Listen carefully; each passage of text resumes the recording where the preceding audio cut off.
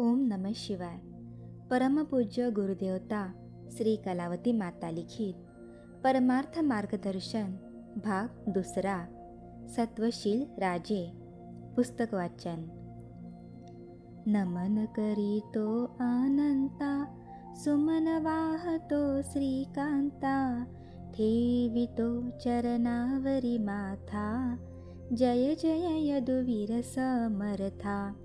त्रयभुवनाचा तू कंद, अससी सच्चित आनंद, परिसगुण होनी रमविसी भक्ता, जय जय यदुवीर समर्था.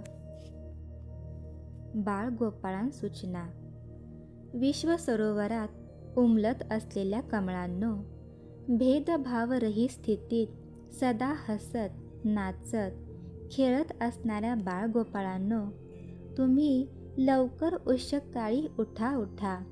शुचिभृत होऊन या पुस्तकातील चिमुकल्या गोष्टी लक्षपूर्वक वाचून मनसोक्त आनंद लुटा लुटा. मात्र पुस्तक संपविण्यासाठी तुम्ही ते वाचू नका पटापटा. न कंटाळता शांतपणाने वाचून गोष्टींतील अर्थ मनात घोळत ठेवून वाचेनेही सदा ते पुटपुटा. तेणेकरून अंतर्यामी असणारे सर्व दुर्गुण बाहेर पडतील पटापटा. नियमित वाचनाने सुबुद्धीला बळकट करून दुर्बुद्धीला तुम्ही समूळ छेदून टाका कटाकटा.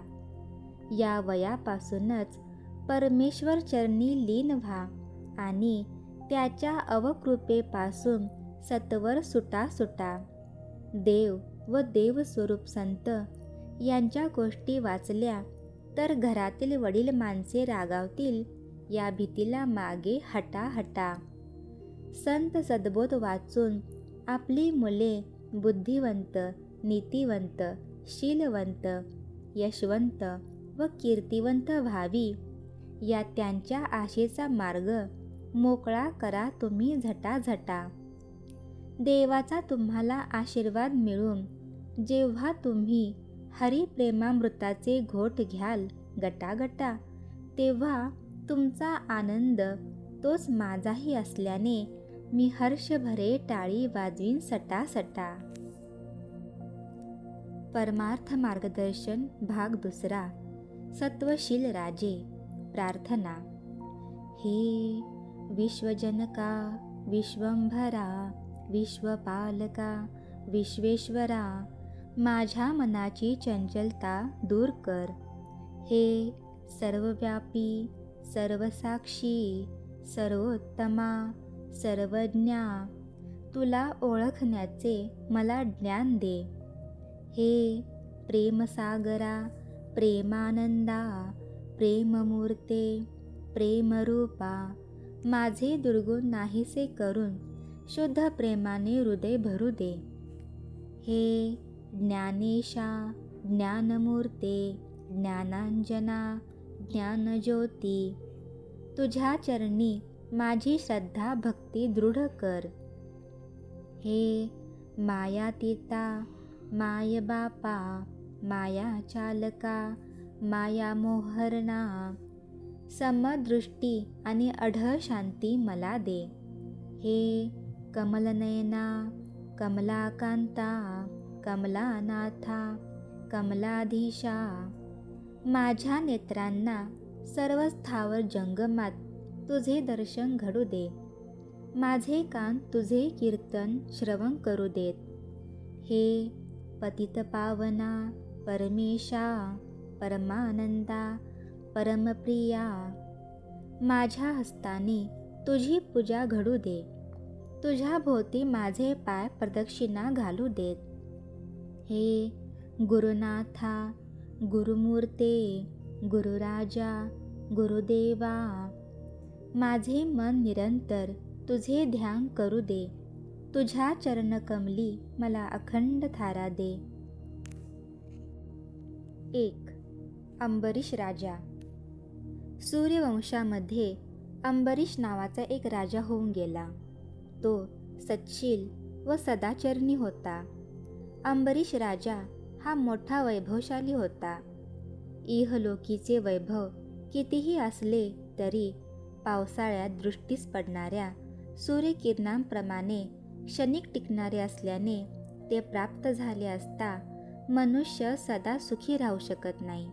पण भक्तीचे वैभव मात्र शाश्वत टिकणारे असल्याने भक्त केव्हाही आनंदित असतो. करिता अशा भक्तालाच वैभवशाली म्हणणे शोभते. अंबरीश राजा एकादशी व्रत करीत असे. तो दशमी दिवशी 2 प्रहरी फक्त एक वेळ भोजन करी. एकादशीला उपोषण करून द्वादशीला पारणे सोडित असे. एका एकादशीला अंबरीशाकडे दुर्वास मुनी काही शिष्यगणांसह अतिथी होऊन आले. अंबरीशाने नम्रपणे त्यांस वंदन करून बसावयास आसन दिले आणि षोडशोपचारे त्यांची पूजा केली. दुसरे दिवशी पहाटे ते जाण्यास निघाले असता अंबरीश म्हणाला, मुनिवर्य, द्वादशी अगदी थोडीच उरली आहे. भोजनाची तयारीही झाली आहे. करिता आपण शिष्यगणासह आज येथेच पारणे सोडावे. हे ऐकून दुर्वास मुनी, बरे तर लवकरच स्नान आटोपून येतो असे म्हणून ते गंगेवर गेले. पंक्तीस ऋषी व ब्राह्मण मिळून बरीच मंडळी होती. कोणत्याही व्रतास अगर नेमास आरंभ केला की ते करणाऱ्याची श्रद्धा भक्ती कितपत बळकट आहे याची परमात्मा अनेक प्रकारे परीक्षा पाहत असतो. बराच वेळ दुर्वासांची वाट पाहून अंबरीशाने चाकरांकडून त्यांना बोलावणे धाडले. तेव्हा माझे आटोपले म्हणजे मी येईन असे दुर्वासांनी सेवकांना उत्तर दिले व ते स्नान सारून अनुष्ठानास बसले. चाकरांच्याकडून त्यांचा जबाब ऐकताच राजा मोठ्या चिंतेत पडला. साधन घटिका तर अगदी जवळ आली आणि दुर्वास मुनी तर अजून आले नाहीत. वाट पाहावी तर व्रतभंग होईल. अशा प्रकारे बिकट परिस्थिती निर्माण झाल्यामुळे अंबरीशाला काहीच सुचेनासे झाले. आता श्रीहरीच्या प्रार्थनेशिवाय दुसरा उपाय नाही असे म्हणून अंबरीशाने प्रार्थनेस आरंभ केला आणि आपण हरिचरणाचे तीर्थ घेऊन ब्राह्मणांना भोजनास बसविले. इतक्यात दुर्वास आले. त्यांना पाहताच अंबरीशाने वंदन केले व भोजनास बसण्यासाठी विनंती केली. ब्राह्मण भोजन करीत असलेले पाहून दुर्वासांच्या तळपायाची आग मस्तकाला चढली. दुर्वास राजाला म्हणाले, तू अत्यंत उन्मत्त झालेला दिसतोस. आम्ही अतिथी होऊन तुझ्याकडे आलो असता आम्हाला सोडून तू पारणे केलेस, तेव्हा तू या जन्मी मुक्त होणार नाहीस. अजून तुला 10 गर्भवास भोगावे लागतील असा त्यांनी शाप दिला आणि लगेच जटेतून एक बट उपटून तिच्यापासून एक कृत्या निर्माण केली. ती तेजपुंज कृत्या दुर्वासांच्या प्रेरणेने तलवार हातात घेऊन अंबरीशाच्या अंगावर धावली. पण अंबरीश किंचितही न डगमगता डोळे मिटून स्वस्थ बसून राहिला. त्याच्या अंतर्यामी विष्णूचे ध्यान चालले होते. भक्तरमण विष्णूने क्षणाचाही विलंब न लावता सुदर्शनाला पाठवून त्या कृत्येचा नाश केला आणि अंबरीशाचे रक्षण केले. ते दृश्य पाहताच भयभीत होऊन दुर्वासांनी पलायन केले. त्यांच्या पाठोपाठ सुदर्शननेही पण धाव घेतली. इकडे अंबरीश श्री विष्णूचा धावा करू लागला. देवा, ऋषींचा शाप कदापि खोटा तर होत नाही. तेव्हा आजवर केलेल्या एकादशी व्रताचे माझे सारे पुण्य वाया जाऊन शेवटी आज माझ्या वाटणीला अधोगतीच काय. देवा, कसेही करून एक वार या दासाला संकटापासून सोडवून तुझ्या चरणी थारा दे असे म्हणताच विष्णू प्रसन्न झाला व अंबरीशास म्हणाला, तू निर्भय राहा, तुझ्याबद्दल मी गर्भवास भोगीन.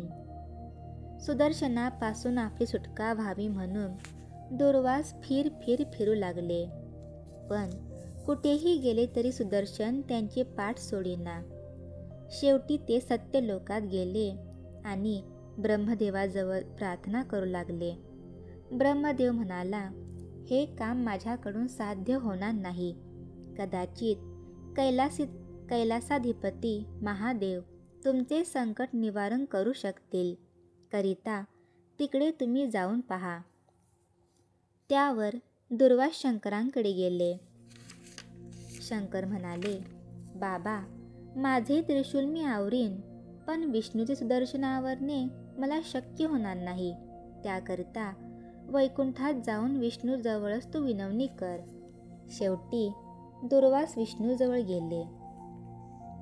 दुर्वास हे रोज 60,000 खंड्या अन्न खाणारे, परंतु सुदर्शन पाठी लागल्यापासून आत्तापर्यंत 1 वर्ष होत आले तरी त्यांना अन्न पाणी घेणे सुचले नाही. केलेल्या कर्माचे फळ भोगल्याशिवाय अशा थोर पुरुषांनाही सुटका नाही, मग इतरांचा पाड काय? असो. दुर्वासांनी विष्णूला नमस्कार करताच विष्णू म्हणाला, तू माझ्या भक्ताला छळल्याबद्दल ही तुला शिक्षा देण्यात आली आहे. सुदर्शन हे माझेच असून ते मीच जरी सोडले आहे तरी त्याला आवरणे माझ्या हातात नाही. करिता तू अंबरीशाला शरण जा, म्हणजे तो तुला एका क्षणात या संकटापासून मुक्त करेल. त्यानंतर दुर्वास अंबरीशाजवळ आले.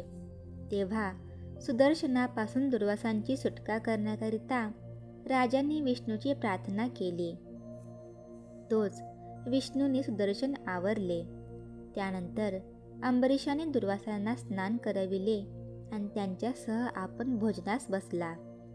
भोजनोत्तर विडा व दक्षिणा स्वीकारल्यावर दुर्वासांनी राजास आशीर्वाद दिला व निघते वेळी, आपण विनमुख गेल्यामुळे अंबरीशांनी आत्तापर्यंत अन्नपाणी वर्ज्य केले, याबद्दल राजापुढे त्यांनी खेद प्रदर्शित केला.